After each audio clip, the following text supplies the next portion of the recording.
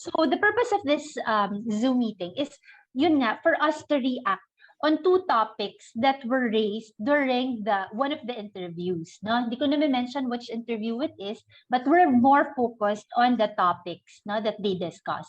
Now, are these still relevant? They are very much relevant kasi ito yung mga issues that we Filipinos are facing, and they've raised it for us. The journalists have raised it for us. So ito po, pag-usapan natin how each of the candidates responded.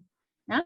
So titingnan lang natin siya. Is it let's be objective. I know we are all for Lenny here, but let's be as objective as we can. Kasi come May 9, pag hindi siya manalo si Lenny, we have a new president.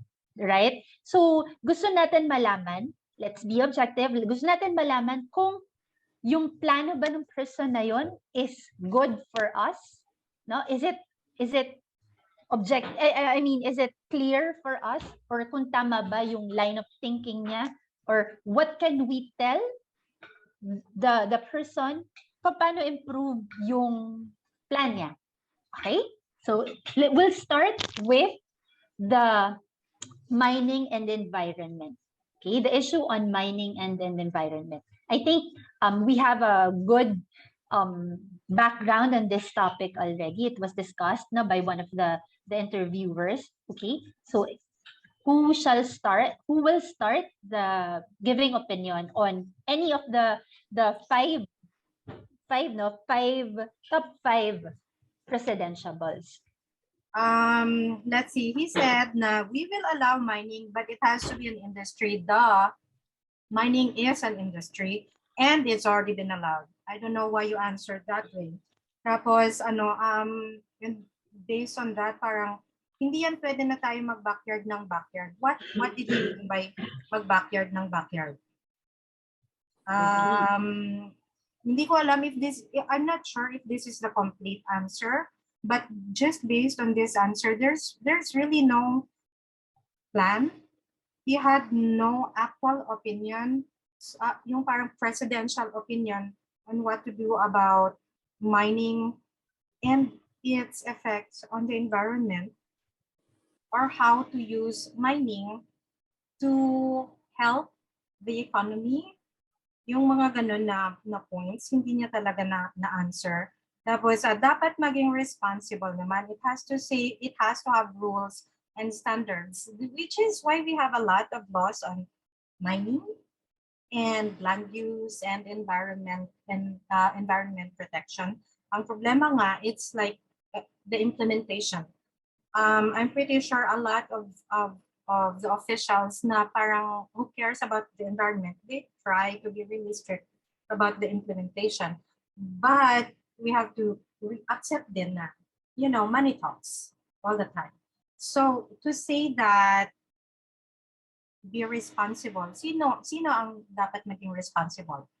The mining company, the officials, the LGUs, the national government, who should be responsible, who should step up. Tapos it has to have rules and standards. Yes, there are already rules and standards. How are we implementing these rules and standards? And if you're a presidential candidate, these are the kind of statements you're going to say about mining and environment. Feel ko talaga na care ka sa environment. Hindi po. That's my opinion about it. Okay, thank you, Santi. May I ask anyone who has the same sentiments as Santi, or who has the same who has other observations or any other comments dun sa sinabi ni Isko about mining? Actually, ako din, tanong ko din yon, ano yung meaning ba ni Isko ng industry? Kasi hindi ko maintindihan. It has to be an industry. Tapos ang sagot susunod ni Ping, it is a big industry. So, ano po ba? Yun yung tanong. Very good observation. Go ahead. So, Bale, I think I agree with regulating mining, but the implementation has to be very sound.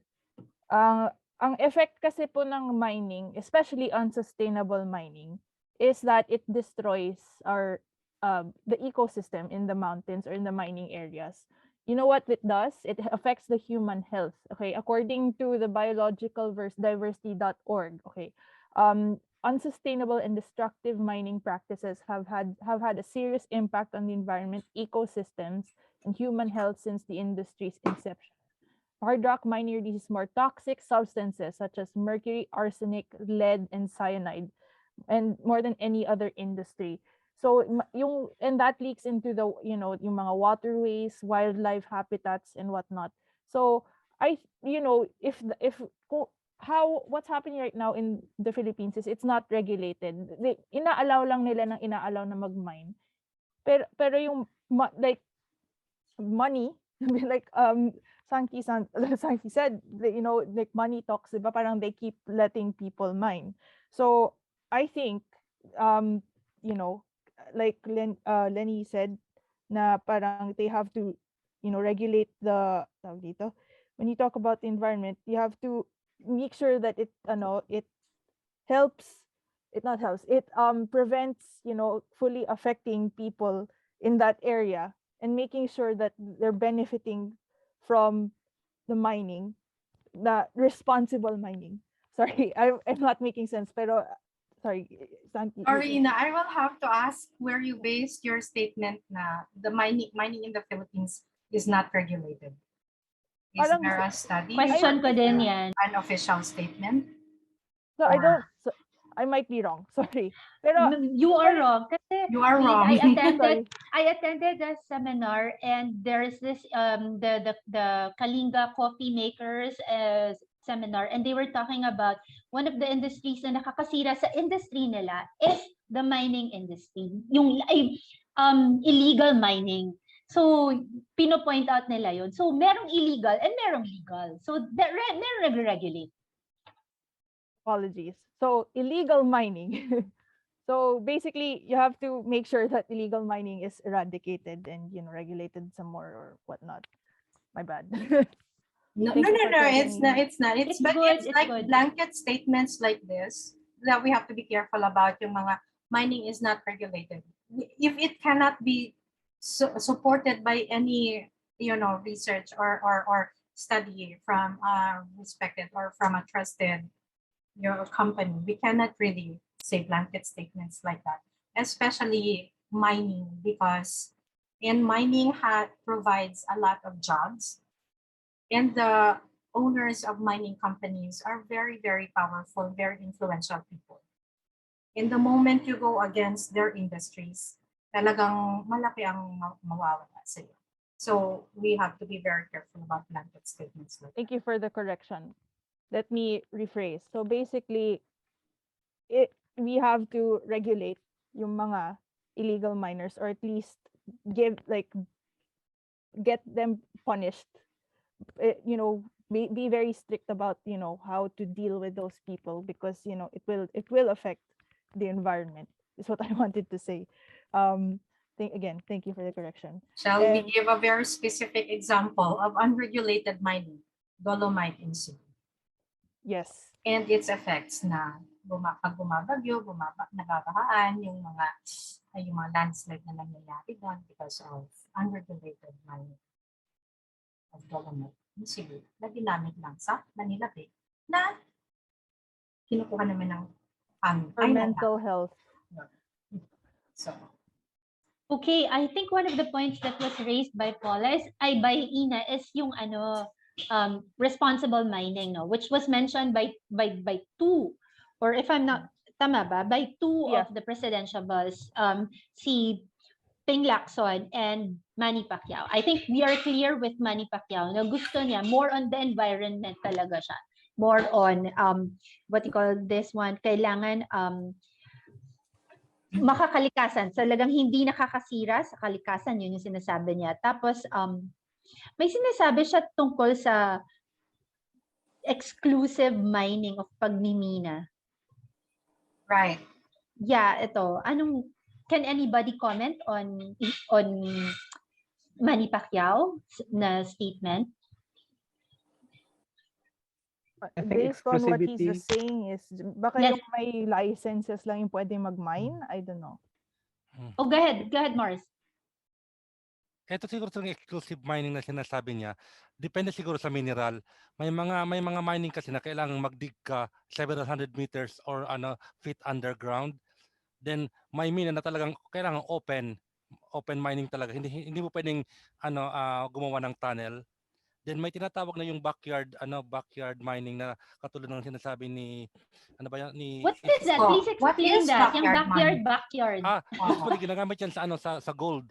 Dahil sa Camarines Sur noon at saka sa Paracale sa Camarines Norte, along the river, alam nila kung may gold o hindi na based Parang yung stream, yung sa stream mining sa ba gold to? panning, gold panning ang tawag doon. Kumbaga, based Okay. sa maghukay Yung sila ng panning konting for gold. maghukay sila ng konting balon sa kulay ng tubig, nalalaman nilang may ginto. Pero ang mga ginto na yun hindi malalaki. Hindi yan pinapatos ng ng mga malalaking company. Mga tao lang yung mga tao lang sa barangay ang gumagawa niyan.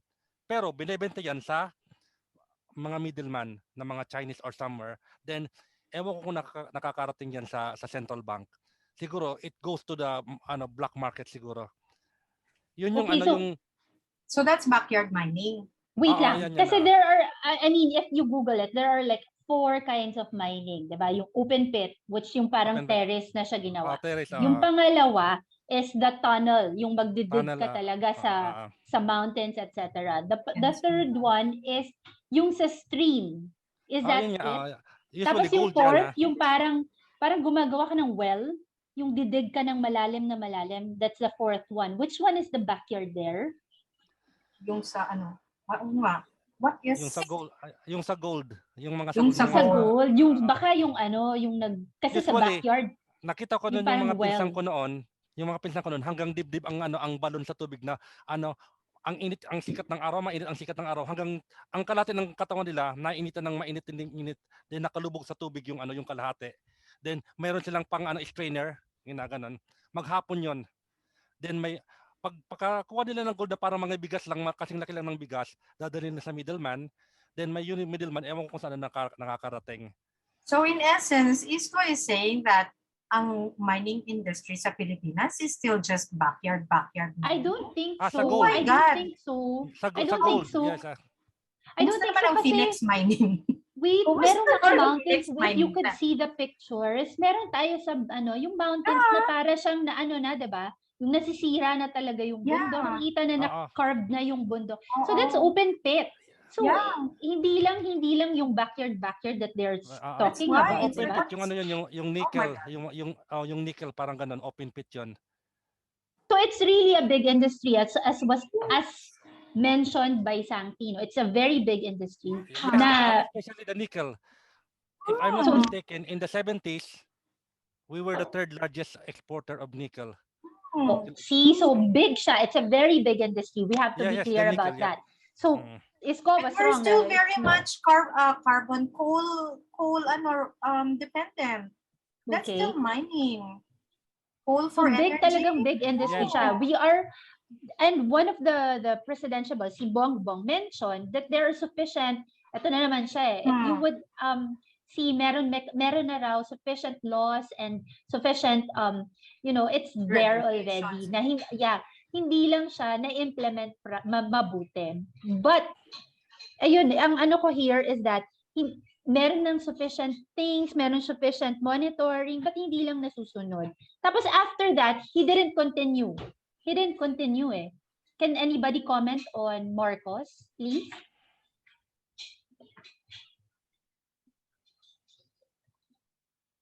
Yung sabi niya parang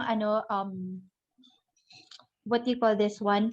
Meron sufficient regulations, meron sufficient monitoring, but hindi But he says nasusunod. that about all of the issues that's being asked of him.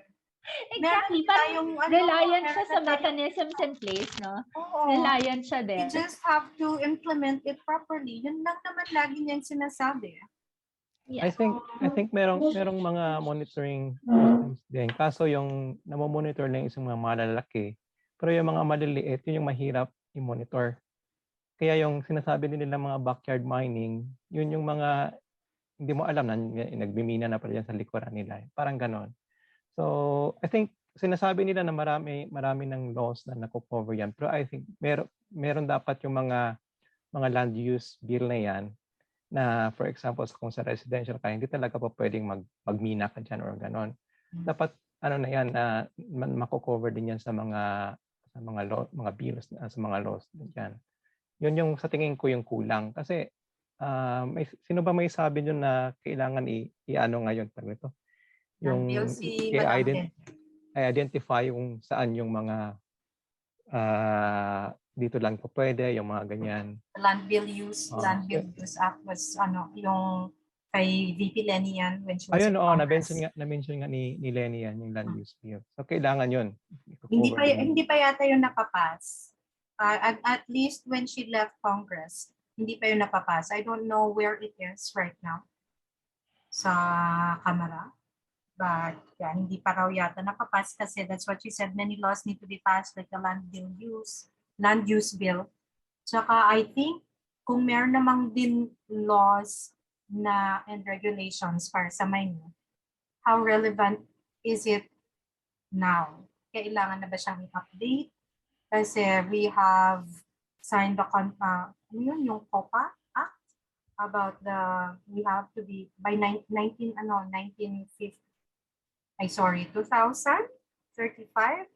we have to be completely coal.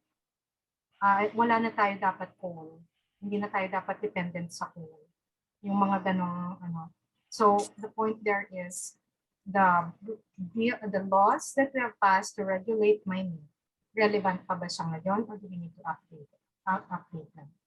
Oh, Okay. Were you referring to COP 26? Yung Yun. international? Yes. Okay. The GOP 26. Yep. Okay, we have to be clear, the president to be should be knowledgeable about these laws. Should be knowledgeable. That's what. Should be knowledgeable about the existing laws. What are the laws there already? Diba? Tsaka, kung paano those laws would work for us. Yun yung kailangan natin. And they have to have a good grasp on how big this industry is and kung ano yung effect niya sa environment. But the thing is, they're mentioning about laws when in fact the president is more of the executive power, more on the implementation. So we are looking for how they will implement, how will they translate these laws into gawa, onto action, diba? So that's what we are trying to look for here, diba? So far, can we say, and meron bang binigay? Si Scott didn't give anything. No? Nope. Bongbong didn't give anything. Manny Pacquiao didn't give anything. And but what was the actual question ba? How do you feel about it? What's your point of view about it? What are they planning to do about it? What was the actual question? I think this is from Boy Abunda's interview, no? Yeah. Let me double check. Saan may transcript, no? But I remember listening to this question with during Boy Abunda's interview. I think it's what you plan to do with it. Along those lines. I could be wrong. Let me double check. Parang ang question is, pagtitibayin mo ba yung if nung I think No? it's about President Duterte lifted the 9-year moratorium. That's right. Yeah. In 2021, I think. Sabi niya, what are you going to do about it? Are you going to pagtitibayin mo? I think with Lenny Robredo, it is to abolish. tatanggalin niya, diba? Siya lang yung nagsabi niya yung tatanggalin niya. Tapos the rest pagtitibayin. Pagtitibayin. Ano yung tatanggalin?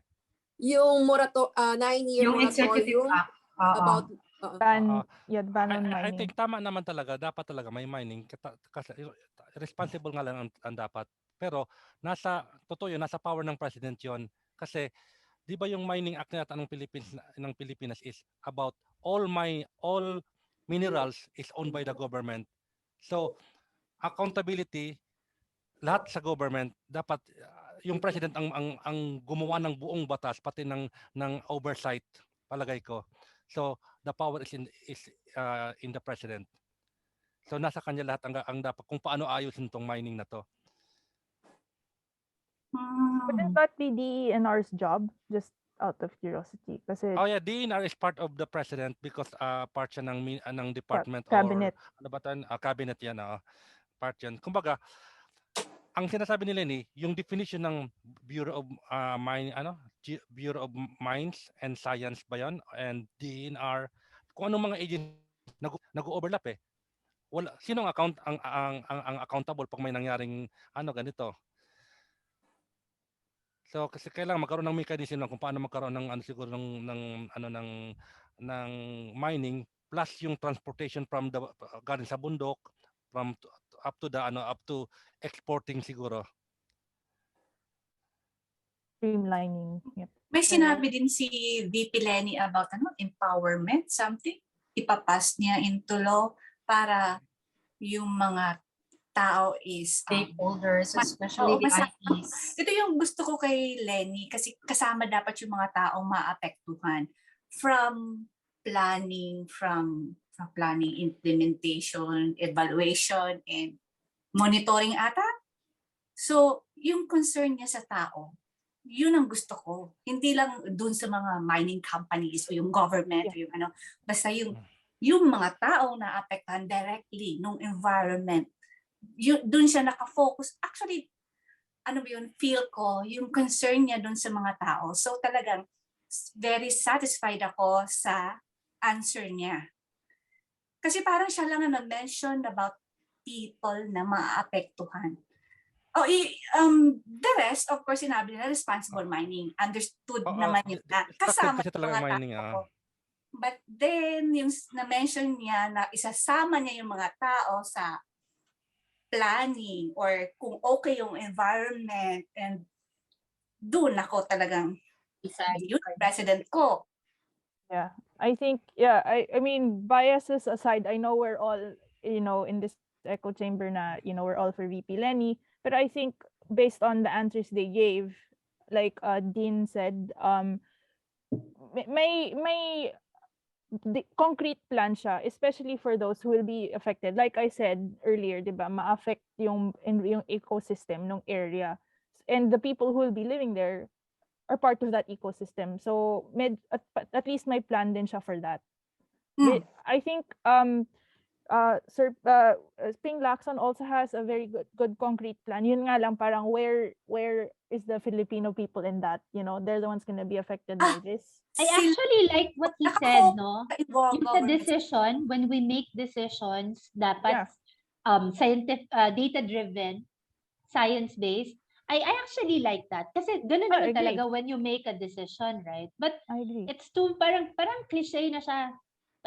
What more? What's Exactly. next? Kulang, di ba? It's not just, and also it's not Go just ahead, for Go it's ahead, not just for mining and environment na dapat data-driven or science-based. Like in all the decisions, it has to be data-based. It has to be data-driven. Could be a given. It has to be data-based. So it's like, that's a given. You don't really need to say that. I guess you do to impress, people who are listening, I guess. Overuse. But still, I mean, why would you make decisions from your emotions, based on emotions? It doesn't, he didn't say anything about his plans. Or like, he didn't really say na pagtitibayin niya or go siya sa executive order. Si Lacson. Maybe he's saying, Go ahead. He's saying that, Go ahead din. what was that? Data-driven and science-based ang decision to pagtitibay ng Decisions should be data-driven and science-based, not just for mining. Obviously. Very broad siya pero maganda siyang pakinggan pero very Yes. broad siya. Pero maganda naman siyang pakinggan. Tama naman. Maganda siya pakinggan. For us, na-impress naman. May sinabi si Lacson about output and something, ano ba yun? More on, kahit anong app, pwede niyong gawin anything or basta under the law. Basta yung, doon siya si result. Ano ba yun? Paano ko ba sasabihin na? Results-based? Oo, results-based or ano ba yung parang yung mali sa government. Talagang parang feel ko yung ano niya. yung kitang-kita niya yung mali sa government, and then sabi niya may internal cleansing siyang Basta ano yun sa COVID especially. sa COVID ba yun? So So far, we're clear here na, again, mining is a very big industry na kailangan i-regulate, but there are mechanisms already in place. It's just that it has to be implemented well. It's, clear tayo doon na the president should be knowledgeable about these laws, these existing laws. That the president should also be able to use these laws para ma-implement mabuti use these laws para maayos mabuti yung mining industry. Now, ang gusto natin is that yung responsible mining, we are still taking that because syempre the environment and etc. I think hindi siya nasama yata here or something, but Lenny mentioned na she wants parang merong na dapat yun lang yung i-declare na pwedeng i-mine, and yung ibang lugar na i-declare na hindi talaga untouchable kasi nandun yung mga the land use bill. yes. Land use bill. Yan kasi yan ang problema kasi. Minsan ang nickel or yung magandang mineral na nasa lugar ng indigenous people. Ano ngayon ang gagawin? Yeah. Yes. So basically destroying the indigenous people's homes. So ano yun ang malaking challenge kung anong mangyayari sa ganon. Parang Avatar So we're very clear about this one. So yun. So far, yun ang kailangan i-work ng magiging president to be. And we've analyzed them. Yun nga, medyo may mga kulang sa mga statements nila. Merong mga nagsabi na hindi talaga klaro or wala talagang idea kung anong ginagawa nila sa race na to. But anyway, we can also see people na nagsushine, no? Maganda rin yung actually si Ping is also medyo okay din naman yung mga sinasabi ni Ping kasi totoo rin yung mga sinasabi niya based on his experience and kung ano yung mga hina-highlight na yung may mga mali talaga. Maganda rin naman si Ping yung sinabi niya. Kulang lang, dagdagan lang natin ng konti. I guess like some candidates are not they have their own focus. Like money is like all about housing. I think if the topic is about housing and poverty, and you talk to Manny, he would have a lot of input. Siping about crime and all that. Marami siyang input. But like mining, environment, that's probably like not their forte. So that's why hindi sila masyadong tutok. Napapansin na pag sa interview, yung parang gusto mo nang matapos yung time for one candidate kasi mukhang wala na siyang masasabi. Diba? Wala na siyang give the rest of that time to somebody else. Okay, so let's go to the next topic for tonight. So malapit na tayo, happy na tayo. Okay, the next topic is on COVID response and the pandemic. Right? Sino ang gustong What was the question first? Rephrase natin yung question. Sige, rephrase natin para maalala yung question here. Sige, base na lang natin siya. Kasi I'm going back for topic na lang eh. Not general topic siya, as a general topic. Not really based on, the host's question. Yon, what we have done in Manila is to really confront COVID-19 and prepare for any worst case scenario. Mayor, the Philippines is not just Manila. Manila is not all of the Philippines. There are many parts in the Philippines na parang ayaw namin magpabakuna because we still believe alam mo yun, yung sabi niyang witch doctor. Dito, mga ganon. Okay. That's why whatever's working in the big cities, the way people think in the big cities, it's really different pag pumunta ka na sa mga rural area, sa mga probinsya na hindi masyado nararating ng modern, like, and even the news and all this media. Kaya, the approach that you are using in Manila may not necessarily work and be successful in other parts of the country. And he keeps on saying na, dito na it's working here in Manila. It's so easy to just replicate everything that we've done from Manila to other parts of the province, which is exactly what Duterte has also said about how he solved the drug problem in Davao. Was he able to replicate it? He couldn't because Davao and the entire Philippines are two very different realities. So to make statements like this, it's very irresponsible, I think. And ewan ko sa'yo, Mayor. Mayor ka lang talaga. Ooh, shade. And di ba siya yung nagsabing, oh, I'm going to suspend classes because of the weak internet we have in Manila. And then now his wife is like, oh, kung hindi mo maayos yung internet mo, ba't ka maayos mo bang Pilipinas? Parang, That's why, are you really shooting yourself in the foot? Nakakainis si Mrs. Agreed. Ako naman, medyo nagustuhan ko yung ibang sinabi ni Isko. Actually, just when he said that we have to live with a virus, treat it as endemic instead of a pandemic. Yun naman ang nagustuhan ko sa kanya. Parang iba yung nasagot niya. Iba yung sagot niya sa iba sa mga ibang panel, ibang sa mga candidates. Yung iba kasi parang halos pare-pareho lang naman ang sagot. Of course, si VP Lenny at saka si Isko ang kind of different. Endemic is, ano nga ba ibig sabihin nun? Endemic, it's like living everyday life as yung Like a virus flu. as part of our lives. Part of your So life. parang influenza virus. It Yes, used to be yes. something Parang like lang. serious Yeah. like COVID. Pero Oo. So kumbaga, like other countries na okay na sila, parang tayo ngayon, parang almost endemic lang tayo na parang ganyan na lang eh. Ganyan talaga. I guess we have to normalize na ba natin ang COVID so that we can Parang sa tingin ko sa Japan, parang nino-normalize na lang nila eh. Pagka mayroon naging positive dito sa school, sa classroom, sige, shutdown mo na yung classroom. Parang gano'n na lang. Then let's continue. Parang gano'n na lang sa atin. Parang nino-normalize na lang. Don't tell anybody na may may virus, may infected dito sa school ba? Don't tell anybody. Just keep going to work. Hindi, just the normal. Yung mga public schools ngayon, gano'n naman na nangyayari lang. Pagka may 5 days lang.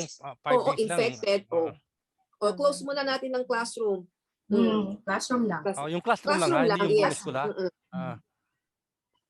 Section 1 lang yon. But I mean, they do that during flu season then, like when, Yes. let's say, 10 kids have flu, close din ang classroom. Classroom lang, Classroom section lang. lang. Yeah, para tayo nasa siguro we're going through the where our goal is endemic na lang. Actually, in Japan, endemic ever since. I would like to say I like Ping Lakson's answer also, apart from Lenny, VP Lenny's. There is a need to be proactive. There's no trade-off between health and economy. As we saw during the start of the pandemic, when we traded off economy for health, di ba parang parang bumaba yung hindi maganda yung economy natin. Let's just put it at that. So now that we have a better understanding of the virus and how it behaves and how we can live with it, and, live with it as an endemic, like May said, I think tama naman na you have to put right persons in the right positions to handle it and to implement better COVID protocols and and other things. Hindi yung parang you just put a military person to handle the COVID response, who's someone who's not a health professional, as we saw with the current administration. And I mean, also, I have no comments on the DOH Secretary Duque, because that's a different story altogether. Have you noticed sa mga movies, like sa mga movies, pag may pandemic, mga general tinatawag. Di ba? Like, I don't know what, I don't know what's up with that. Kailangan kasi yun sa first month or first few months, kailangan yun. Right, so there is para sa akin tama yun. I think these generals, meron pa rin silang background sa health, so has to do something with medicine pa rin sila. Kasi pwede naman yun a general na meron kang background with health or anything, di ba? Pwedeng ganun. Actually, tama yan. Meron silang team, actually. The health professionals and the best brains on health, they're working behind the scene. But the ones who are controlling the actual pandemic, yung tao mismo, pagko-control sa mga tao, it's really the military or the police who are there. And the vaccine rollout is also headed by the military. Sa US, I think they did that. Parang yung if I remember correctly, they also government for the vaccine rollout kasi may system sila. I think that's the I think that's the essence of it kasi nga ang military meron silang system and they Yeah. are a very big network. Yeah. And yun nga, tsaka kaya nilang i-organize it. I think that's why talagang military yung kailangan for these scenarios. Generally, military talaga. Kasi nga, yun, they have the system, and they can carry out yung mga, like, kunwari, if injections lang naman, and they can carry out these things. I think they can injections, do that. yes. Pero like the whole response, at least have somebody. If you're going to put somebody from the military there, has to have probably better to have a vet who has a background in the science, because I know everybody has a different background, hindi lang military. Somebody who's very very well versed sa So we're clear, science. maganda, it's a good mix of dapat meron din siya, no? Parang hand in hand, you have to work hand in hand. Yeah. Agreed. Inaansa yung sorry. jobs. Let me just clarify here, meron sinabi si Ping, sabi niya, either a health background or finance to lead what? Finance? PhilHealth. Economy.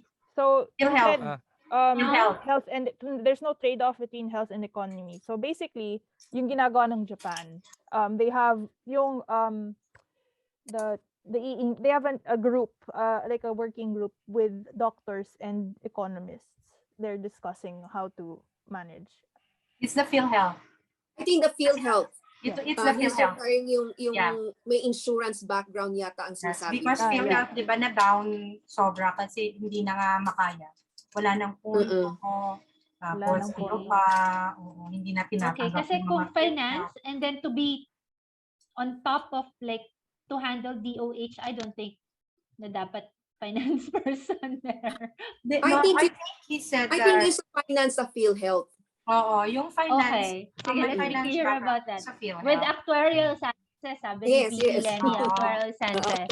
Alright, okay. Hindi. Pero while the pandemic, hindi pa kailangan yun. While on the pandemic, kailangan lang talaga yung gobyerno talagang mag-isip kung anong paano i-hospital yung mga tao.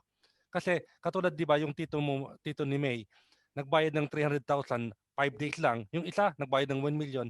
Hindi dapat ganoon ang pag during the pandemic eh. Dapat everything will be government control. Kung mahirap, mayaman, parehas ang bayad sa hospital. Aakayin ng gobyerno kung sino ang dapat ma-hospital, pare-parehas ang bayad. Bakit may 1 million, may 300,000? Parang ganun. Oo, nalulula ako dyan sa bills. Oo, yun ang dapat na agapan ng gobyerno sa pandemic. Buti may pambayad yung tito ni May. Naman. Ano yung jabs for jobs? Yeah, That please made no explain that. sense. Jobs for jobs. So Yes. parang he trying to say, pag nagpa-job ka, may trabaho ka. Parang ganun ba siya? I don't get it. Can somebody explain? Just reading the whole answer, to me, it made no sense. Like, how there's a disconnect between sentence 1 and the rest of the sentences. Ang parang ang sabi niya, we have to get vaccinated. We have to roll out the vaccines properly. Ngayon, kung vaccinated ka na, so we are in a safer place, then we can slowly think about revitalizing our economy. Yun ang sabi niya. Why think Yun about ang ibig sabihin yata economy? ng jobs for jobs. So magpa-vaccine ka muna, okay? Tapos pagka na lahat is safe na or safer place na tayo, then we can think about our economy. But my problem there, like the one that was Santi was pointing out, not all people would opt to get vaccinated. There are those who would insist that they have their own rights kung kailan sila gustong mag-vaccinate or not at all. And Diba? some have comorbidities. Talagang they can't handle the vaccine. May sagot naman si BBM. Hindi naman daw kailangan pilitin yung mga ayaw. Pero we have to explain daw na kailangan the importance of the vaccines to protect the loved ones, yung mga ganyan, yung close people. Kaya kailangan kausapin din. Although we have to respect. Galing ng Yung- spokesperson ni BBM. Pero naisip ko rin. Naisip ko rin. Pinag-aralan yun. Kasi ang hirap eh. Pero, Tinagalog. In English na tinagalog pa. pero inisip ko, parang kaya ko rin isipin yun. Yung sinabi niya. And Parang, honestly, oo nga, pero kaya ko rin yung isipin. Siyempre, ang gusto ko naman sa presidente, yung bigyan mo ako ng concrete or specific steps. Hindi lang ito, kasi kaya kong isipin din yun. Parang ganon. Actually, sa sagot niyan, yung sagot ni Isko at sa kanila ni pag pinagsama mo, yun ang maganda. Oo. Go ahead din. In general, si Junior, pag mga sagot niya, yung details niya, nandun kay Isko and kay Lenny. Like naman po, si Junior yung microfinancing na okay din sa kanya, natulungan ang mga businesses kasi sila yung affected much. So, si Lenny, I heard na sabi niya, ano ba yun? With interest or depende sa business. If wala na lang interest yung capital na pwedeng ipahiram, i-go. Kasi sila yung maraming tao na, yung mga small businesses, andun yung mga maliliit na tao na pag naiwan or iniwan or pinabayaan ng government yung mga small businesses na yon, damay lahat yung mga taong employed doon sa businesses. So kailangan siyang, ano ba yun, kailangan siyang back-upan ng government. So yun ang gusto ko sa kanya, na nandun siya sa mga local businesses, sa farmers or ano ba yun, mag-start. Ang focus niya is andun ulit sa mga mababa para yung economy natin mabuhay ulit. So, yes, may... Ate ka, spokesman ako ni BBM. Ito sinabi niya ha. Hindi ako Spokesman sinagot tama, di ba? Mga 1 week yung pinag-aralan yung Pinag-aralan ko sagot. yung kay BBM. Ang sabi niya, kasi so, at this time, hindi pa daw tayo nakaka-reach ng 70-75%. So, kailangan daw ma-reach natin yung herd immunity like 90-95%. Okay, so sabi niya, how to revitalize the economy. So sabi niya, support the SMEs. SMEs. Kasi daw he said, about 90-95% of our businesses are SMEs. And about 60% of our manpower comes from the SME. Yun ang sabi niya. So the government should give tax holiday or lower taxes. Tapos yung private sector will give microfinancing. Ganon? Oo, tapos ang may sinasabi siya na PPP, public and private partnership. Okay, medyo advanced na si May. Nandito pa po tayo sa pandemic. Medyo na-mention na rin yan. Medyo na-mention na rin yan ni VP. Oo, kaya nga, programs kaya sinasabi ko na baka pareho lang ba o baka nangopya? Nangopya. Parang ito yung parang pareho tayo na sinasabi din eh. Okay. Mas detalye yung akin ha, mas naintindihan ng masa. Kasi ito mag-role-playing tayo dito, no? BBM ka, ikaw si... Oo. Tapos yan. Kaya lang yung first half talaga medyo general yung sagot ni BBM. Alright. So thank you for explaining yung kay BBM, no? Can we go now to Manny Pacquiao's? Can anybody comment on Manny Pacquiao's? Ano ba kay Manny Pacquiao? Sa COVID. Yung hindi magpa-vaccinate, wag nang pilitin.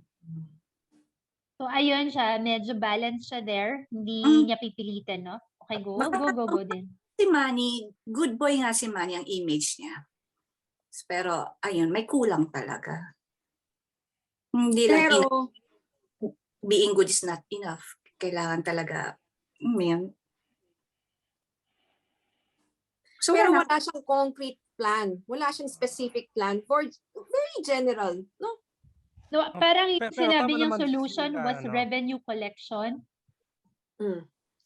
So paano natin ma-i-improve ang revenue collection? Parang walang Walang sinabi. Oo. It's very lofty plans with no concrete backing. I Mm. think yun yung impression ko. Like, Oh. I get his heart is in the right place. I'm gonna give him that credit. Yun nga lang, wala siyang like yung backing dun sa kanyang ideas. Okay. For the last part na lang, ito na lang, yung kay VP Lenny, nasimulan na ni Din explain yung kay VP Lenny, no? What she likes about her answer. Baka Sino anybody anti-Lenny dyan? Magsalita Yan, na kayo. magsalita na kayo. Kung ano yung mali, please point out yung Oo. mali para we can improve on it. Tapos kung ano yung ano ba yung sinasabi dito ni VP Lenny? Ano ba yung gusto niyang paratingin? Kasi limited yung time niya nung sinabi niya to. Go ahead. Parang kinulang siya sa time. Yung ang question ni Boy is, what were those countries na naging sample niya? Kasi effective daw yung COVID response nila. Hindi niya nasagot yun. Anong countries yun? I mean, hindi niya nasagot dahil kulang yung oras. Hindi dahil sa hindi niya alam. Nag-green na yung bele. So ano yung countries na yun? I would say one of them is New Ah, Zealand. hindi ko alam. Kasi Zealand. idol niya si Yeah. Jardine. Hacinda Jacinda Ardern. Jacinda Oh. Ardern. Yeah. Okay. Sana sana sinagot niya na lang directly. Kasi parang inulit-ulit. Marami to. Parang she said something like, marami to boy. So hindi lang to isa. Parang yung ganon. Sana yung diretso na lang, sample boy, New Zealand. I think I think during this interview, malumanay pa siya. She was really, really like speaking like a mom. Malumanay siya. Hindi yung hinahanap mo na parang president ng this and this and this. parang nasa warm-up stage pa lang siya. Oo. All of them were. Kasi this is like the second big interview for all of them. So parang they're still trying to feel maybe kung ano yung gusto ng audience na mapinig. What kind of personality they have to project. At saka baka yung sinasabi niyang maraming country, nag-iisip pa lang siya doon. Pero bakit siya nag-iisip kung alam niya na? Or ino-organize niya kung ano yung yes. sasabihin. Unang sabihin, next. Oo. And then yung parang climax statement. Hindi niya na-expand lang yung explanation niya. Ang ibig niya sabihin, parang hindi siya pabor sa, parang mabagal na i-response ni Duterte. Parang ganon. Nababagalan siya. Ayaw niyang sabihin. Hindi niya lang But masabi siguro. actually, sinabi niya na kulang sa sense of urgency itong administration na to. So, sinabi niya na parang ganun mababagalan nasa isip ko siya. eh. Yeah. So, I think tama yun. Go ahead. Hindi niya lang na-explain nung time na yun. Hindi niya na-explain nung time na yun. Pero yun ang ibig niya sabihin palagay ko. Yeah, we can feel it for her, no? Yung kung Alright, sino so yung mga country na yan. Gumastos pa sa Dolomite si Duterte while in the middle of pandemic. Ayan na naman si Dolomite. Eto, may sinabi siya, ang pinakasadya nito is to fill in the gaps. So all her programs so far is just filling in the gaps. Is that good enough? Alin? Pakiulit. She said na ang pinakasadya niya is to fill in the gaps. So fill in the gaps as a vice president. Yeah, as a vice president. As a vice president. So the question is, you're running for a presidential position. Is this all that you're going to give to the people? You're just filling in gaps. Are you still going to do the same? I mean, I guess it's a lot compared to what the administration has been doing. But could she have done more? Should she I think doon sa sagot niya, actually I was expecting more doon sa sagot niya. Kasi right now, yung mga programa nila sa VP, they are filling in the gaps, kumbaga. So, actually I was expecting na sasabihin niya yung mga programa na to i-institutionalize doon sa, like for example, sa Department of Health, sa mga ganun. Pag siya na yung upo as presidente. Kaya yun talaga yung ini-expect ko sa kanya na sasabihin niya, ito yung mga magagandang programa, i-institutionalize niyan doon sa mga every departments o kung saan man. O kung gagawa siya ng separate na department na talagang matututok doon. Kasi Kaya nga siya tinira doon sa micromanage kasi Yes. na ano na ikaw pa rin gagawa niyan, parang gano'n. Oo. But can I like for me when she, kasi people would say na parang would look at micromanagers as parang, teka lang, ikaw na yung nasa presidente, ikaw pa rin yung kumikilos, no? Me kasi, I'm kind of like that in a sense na pag kunwari leader ka, gusto ko gumagalaw pa rin ako. Gusto ko on top of everything pa rin ako. Siguro, the other people don't, they see leadership in different, in a different way. Parang more of, if you're leader, mag-manage ka lang, gawin mo to, gawin mo yan, gawin mo yun. Parang kasi, the character of VP, nanay talaga. Gusto niya, meticulosa, di ba? Gusto niya, alam niya itong nangyayari sa ganito, iisa-isahin niya sa'yo kung ano yung dapat gagawin. Yung gusto niya ganun, so sobrang meticulosa. So I think it will work in a sense, no? If okay yan by example, isa-set mo as example, tuturuan mo yung paano. Pero after that, hindi na talaga ikaw yung gagawa niyan. So set by example. Kaya yon yung mga tinitingnan din ng mga tao eh. Kasi katulad yung ginawa ni Mar na nag-traffic pa siya doon, na may traffic officer doon eh. So parang yon yung medyo hindi maganda. Wag naman ganun. No? Wag na ganun. Okay, sige. Lenny Go kasi ahead. talaga siya leader eh, di ba? Sabi, public servant. Ano yun? Servant ka. Hindi talaga yung leader na alam mo parang bossy na gagawin yung utos-utos. Mas gusto ko yung combination nun. A leader and a servant. Mas okay yun. Actually, ang sabi ng mga yung kapatid yung pulis at saka yung iba pang mga pinsan ko na pulis, ang dapat daw sa leader, nagde-delegate. Yun ang palagi nila sinasabi. Hindi yung nagmo-micromanage. So, yung delegation naman kasi, yung delegation? Yung delegation naman kasi dalawang klase yan. Yung babato mo na lang, ikaw na bahala. Ganyan. Or ipapakita mo how to do it. Yun, ipapakita mo how to do it, tapos nasa iyo yung accountability. May delegation kasi na binabato mo na pati accountability. Pero yung isang delegation na ikaw pa rin yung accountable, sila yung responsible dun sa gagawin. I like that. Kaya kailangan accountable ka pa rin ba o hindi na? I think ang maganda there is yung accountability. Kasi feeling ko, yun yung hindi mabibitawan ni VP Lenny. Na parang pag may nangyari, siya pa rin. Gusto niya, nasa kanya yung sisi. Kasi siya yung, nandun on top siya di ba? But when it comes to... People will automatically blame her.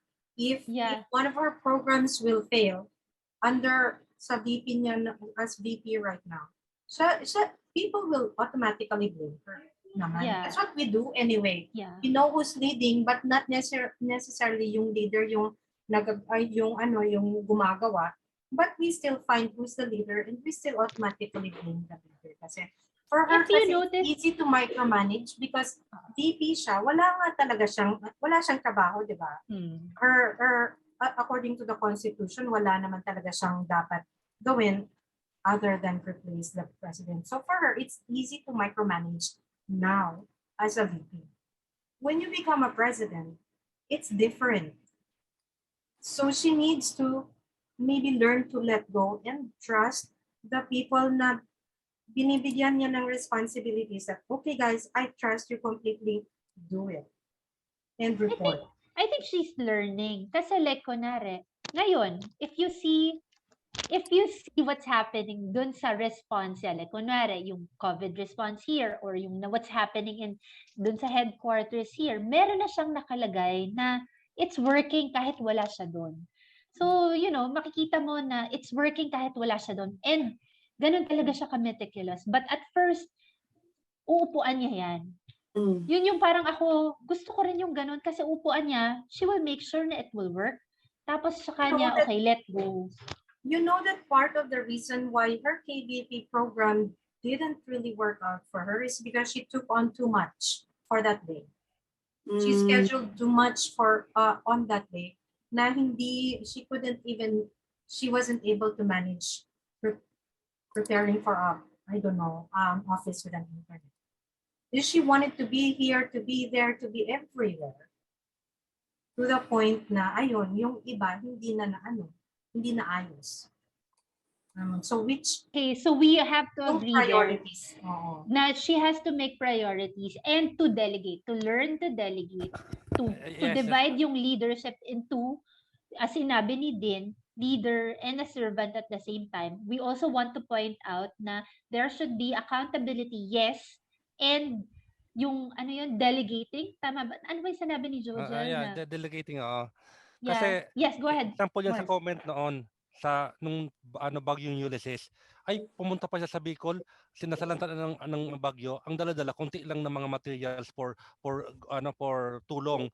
Samantala si Sarah, uno nang pinadala daw yung parang 10 million na yon. Bago pa siya dumating sa Albay, nauna na yung pera, dapat daw ganon. Kumbaga, hindi mo kailangang magpakita ng magpapakita. Kailangan mong mag-delegate, then hindi mo kailangan magpakita na ikaw mismo ang nag-aano sa mga relief operations. That's a good point. Also, when you become the president, you also have to take care of yourself. Kasi iniisip ko din yan eh. Like, kunwari, magkaroon ng something, somewhere. Tapos she can't really go immediately. Of course, she'll be on top of it. But, di ba, yung security niya, iisipin din natin, di ba? So, And also, syempre, when you're a president na, hindi lahat ng problema nasa Pilipinas lang. Or not everything that she does is only in the Philippines. So sometimes she has to go abroad. She has to meet with all these leaders. Where do you find the time to manage something that's happening in the country when you also have responsibilities in the international leadership? So you also have to think about, but she can do it right now kasi VP nga siya. She's not responsible for meeting with I think medyo nasagot niya na rin yan. No, nung sinabi niya, what will be your first task, no, in your first 100 days? Sabi niya, to look for the good, yung best people, to put in the different, to assign good people, yung talagang competent people in those different yung sa cabinet niya, di ba? So, I think nasagot na rin niya yan. Siguro, yun yung solution there is to delegate and delegate well to find good people. Kasi may plan na siya. Mag-plan niya, meron siyang plansyado na siya. Also, I think, I have to add pala, since we're talking about this topic, siguro nung time na to, if you would notice, ako, nihahanap ko rin yung lahat ng platforms nila, hindi pa talaga siya maayos na nakaplanado. Siguro nung time na to, kaya hindi pa siya masyadong maraming nasabi, yun nga, hindi pa siya ayos na ayos. Siguro by that time, nung nasa KBP na siya, marami na siyang nasasabi kasi mas alam na niya mas naayos na nila. So yun eh. Yun yung gusto nating ipakita. Anything else? Anong gusto pa ninyong i-add? I think si Ina answers your hand. Yes, go ahead, Ina. Yeah, so I think this is where the Philippine the way the Philippine government works is a bit lacking, is that the vice president isn't being used properly. Parang there's no unity between the vice president and the president. We think of them as two separate entities. And this is where I think it's very important to also support Kiko Pangilinan. Kasi we saw that in the US, di ba, parang, so let's say Joe Biden, the vice president also acts on behalf of the president. Yung tipong let's say the president is out on diplomatic trips, yung vice president yung mag-handle ng mga implementation in the country. With us kasi parang iba, like they're two separate people here in the Philippines. So I think if we had somebody who is in line with VP Lenny's platform, like Kiko Pangilinan, di siya rin yung they can work together to be, so siya yung body on the ground while VP Lenny is abroad or doing diplomatic trips. I mean, of course, you'll have the cabinet then who will be helping her with that. But I think to have somebody, a vice president with the same wavelength, would be even better. Kasi makita mo, like with Duterte and Lenny, di ba parang sobrang different yung pagkagawa nila ng yung ideologies nila, yung pagka-handle ng issues, di ba? Hindi parang hindi maganda yung tingin, yung image. So it's good to have some a tight knit vice president unit.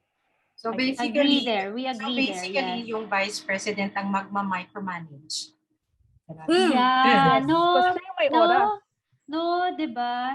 Talagang Mm. dapat working president din yung vice president. Na parang dapat talaga they work hand in hand. Oh, like for yung ganyang scenario na most likely, sabihin natin hindi mangyayari na magkaparehas sila ng ano.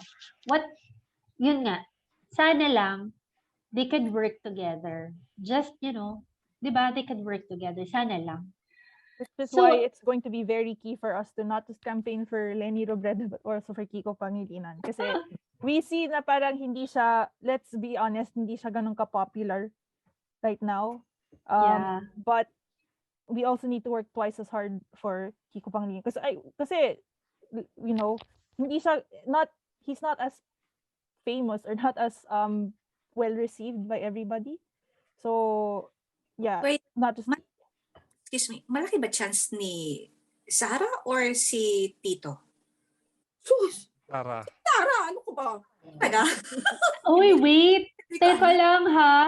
Soto is actually very popular ngayon sa Negros, sa South, and he's very popular. So, Yeah, but between chance Sarah and Tito, I think Sarah is more popular. Nasa kanya ang Visayas Mindanao eh. we'll see. No, we still have 90 plus days to work harder for Yes, I Kiko agree. win. Okay, so dapat there. Lenny Kiko talaga tayo. So dapat Alright. talaga i-push natin si Kiko. Okay. Anything Hindi else? talaga- Go ahead.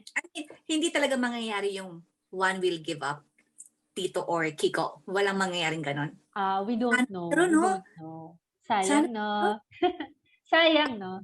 Kasi Naman sa presidente, di ba some people are saying sana mag-give up na lang si Pacquiao, si Lacson, or si Isko. But it won't Marami happen. kaming comments dyan kung bakit sila hindi mag-give up. Oh, yes. feeling Hindi ko sila rin. mag-give. Okay, so there, we'll end our meeting today. So I hope marami tayong makuha for our video. Thank you so much for your time. We'll see you again next week for another topic that we will be discussing. So thank you so much, everybody, and have a good night.